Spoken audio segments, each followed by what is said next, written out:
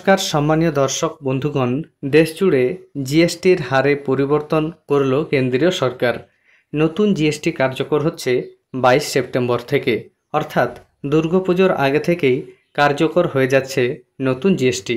আগে জিএসটির যে স্ল্যাব ছিল সেই স্ল্যাবে পরিবর্তন করল সরকার। এর ফলে নিত্য প্রয়োজনীয় জিনিস থেকে শুরু করে স্বাস্থ্যক্ষেত্র, কৃষিক্ষেত্র এবং অন্যান্য নানা জিনিসের দাম কমতে চলেছে। পাশাপাশি বেশ কয়েকটি জিনিসের দাম বাড়তেও চলেছে। কোন কোন জিনিসের দাম কমছে, কোন কোন জিনিসের দাম বাড়ছে, সম্পূর্ণ তথ্য আপনারা এই ভিডিওতে পাবেন।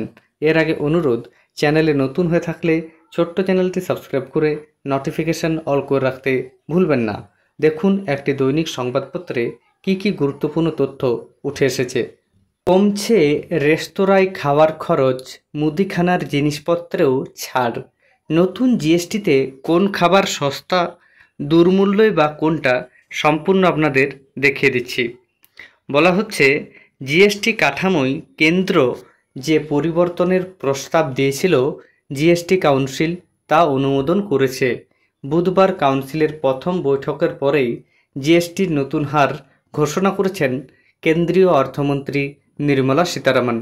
নতুন নিয়ম অনুযায়ী এখন দুটি হারে জিএসটি কার্যকর হবে, 5 এবং 18%। 12 এবং 28%-এর যে জিএসটি স্তর ছিল তা তুলে দেওয়া হচ্ছে। কিছু পণ্যকে 40% হারের বিশেষ তালিকায় রাখা হয়েছে। আগামী 22 সেপ্টেম্বর থেকে নতুন হারে জিএসটি কার্যকর হবে। ফলে এবার দামে হেরফের হতে চলেছে বহু খাদ্যপণ্যের। শুধু গৃহস্থালির রান্নাঘরেই নয়, রেস্তোরাঁয় খাবার খরচেও আসবে বড়সড় বদল। এই মাস থেকে কোন খাবারে কত খরচ, রেস্তোরাঁয় খেতে গেলেই বা কেমন খরচ হবে, দেখে নিন তালিকা। কোন কোন জিনিসের দাম কমছে দেখুন। নতুন জিএসটি কাঠামোয় বেশিরভাগ নিত্য প্রয়োজনীয় খাদ্য এবং মুদিখানার জিনিসপত্র 5% জিএসটি হারের আওতায় পড়বে। রুটি, পাউরুটি ইত্যাদির উপর কোনো কর প্রযোজ্য হবে না। দুধ, ছানা ও পনিরের উপর কোনো কর প্রযোজ্য হবে না। এসব খাদ্যদ্রব্যের উপর আগে 5% জিএসটি ছিল, তা প্রত্যাহার করে নেওয়া হয়েছে। কনডেন্সড মিল্ক, মাখন, ঘি, তেল, চিজ সহ দুগ্ধজাত যাবতীয় পণ্যের উপর জিএসটি 12% থেকে কমিয়ে 5% করা হয়েছে। উদ্ভিদজাত দুধ, সোয়া মিল্ক ইত্যাদির উপরও জিএসটি কমে 5% হচ্ছে। চা, কফির উপর জিএসটি 18% থেকে কমে 5% করা হচ্ছে। বাদাম, পেস্তা, হেজলনাট, কাজু, খেজুর ইত্যাদি শুকনো ফল অর্থাৎ ড্রাই ফ্রুটসের উপর জিএসটি কমে 5% হচ্ছে। অ্যাভোকাডো, আনারস, আম এবং অন্যান্য ফলের ক্ষেত্রেও জিএসটি কমে 5% হচ্ছে। চর্বি, সসেজ, রান্না করা মাংস কিংবা মাছ জাতীয় ফ্রিজে সংরক্ষণ করে রাখার মতো খাবারের উপর জিএসটি 12% থেকে কমে 5% হচ্ছে। রান্নার তেলের দাম কমছে। চিনি, পাস্তা, নুডলস, স্যুপ, স্প্যাগেটি প্রভৃতি প্যাকেটজাত খাবারের দাম কমছে। দাম কমছে বিভিন্ন সবজিরও। জিএসটি এ সব ক্ষেত্রে 12% থেকে 5% নামছে। আচার, জ্যাম, জেলি, মাশরুম সস, সোয়ানিজ ইত্যাদির দাম কমছে। দাম কমছে ডাবের জল, সয়াবিনেরও। মধু, মিছরি, চকোলেট, ক্যান্ডি, চিনির syrup, cornflakes, biscuit, cake, pastry, ice cream, জেলেটিনের উপর থেকে জিএসটি কমছে। এতদিন 18% জিএসটি ছিল এই সমস্ত পণ্যে, তা কমে 5% করা হচ্ছে। খাখরা, ভুজিয়া কিংবা চানাচুর জাতীয় মুখরোচক খাবারের দাম কমছে। পানীয় জলের 20 লিটারের বোতলের উপর থেকে জিএসটি 12% থেকে কমে 5% হচ্ছে।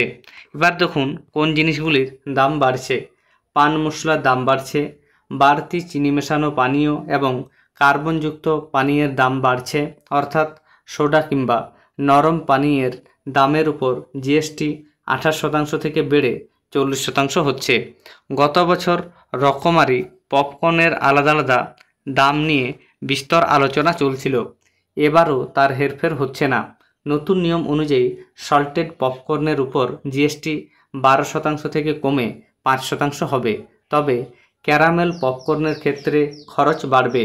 এখন থেকে ক্যারামেল পপকর্ন খেতে 18% জিএসটি দিতে হবে, যেখানে আগে 12% জিএসটি দিতে হতো। কেবল ঘরেই নয়, রেস্তোরাঁয় খাওয়ার খরচও কমছে, কারণ রেস্তোরাঁয় খাওয়ার খরচ জিএসটি 5% নামিয়ে আনা হয়েছে। অর্থাৎ যে পরিবার আগে রেস্তোরাঁয় মাসিক 3000 থেকে 4000 টাকা খরচ করত, তাদের এখন প্রতি মাসে 200 থেকে 400 টাকা সাশ্রয় হবে। পুজোর আগে এমন খবরে উচ্ছ্বসিত ভোজন রসিকেরা। এক নজরে দেখুন কোন কোন জিনিসের দাম কমছে। নিত্য প্রয়োজনীয় জিনিস যেমন রান্নার তেল, চুলে মাখার তেল, শ্যাম্পু, টুথপেস্ট, ব্রাশ, সাবান, শেভিং ক্রিম, ঘি, মাখন, চিজ, ডেয়ারি স্প্রেড, পাউরুটি, দুধ, ছানা, পনির, সোয়া মিল্ক, চা, কফি, বাদাম, পেস্তা, হেজেলনাট, কাজু, খেজুর, অ্যাভোকাডো, আনারস, আম, চর্বি, সসেজ, চিনি, পাস্তা, নুডলস, ডাবের জল, মুখরোচক, ভুজিয়া, বাসনপত্র, ন্যাপকিন, জলের বোতল, ডায়াপার, সেলাই মেশিন এবং তার অন্যান্য সরঞ্জাম, এগুলির দাম কমছে। এছাড়া স্বাস্থ্যক্ষেত্রে যেমন স্বাস্থ্য এবং জীবন বীমা, থার্মোমিটার, মেডিকেল গ্রেড অক্সিজেন, রোগ পরীক্ষার সমস্ত সরঞ্জাম, গ্লুকোমিটার এবং টেস্ট স্ট্রিপ, চশমা ইত্যাদিরও দাম কমবে। শিক্ষাক্ষেত্রে map, chart, globe, pencil, sharpener, রং তুলি, রাবার খাতা দাম কমতে চলেছে। কৃষিক্ষেত্র ট্রাক্টর, ট্রাক্টরের টায়ার এবং অন্যান্য সরঞ্জাম, কীটনাশক, মাইক্রোনিউট্রিয়েন্টস, সেচের সরঞ্জামের দাম কমাচ্ছে সরকার। পরিবহন ক্ষেত্রে এবার দেখুন, এলপিজি, সিএনজি এবং পেট্রোল চালিত গাড়ি 1200 সিসি এবং 4000 এর বেশি নয় এমন ধরনের গাড়ির ক্ষেত্রে দাম কমছে। ডিজেল চালিত গাড়ির ক্ষেত্রে দাম কমছে, যেগুলি 1500 সিসি এবং 4000 এর বেশি নয়। 3 চাকার গাড়ির দাম কমবে, মোটরসাইকেলের দাম কমবে, পণ্যবাহী যানবাহনের দাম কমবে। এছাড়া রয়েছে বৈদ্যুতিক জিনিস যেমন এসি, টেলিভিশন, 32 ইঞ্চির বেশি, মনিটর এবং প্রজেক্টর, বাসনপত্র ধোয়ার মেশিন, এগুলোর দাম কমতে চলেছে।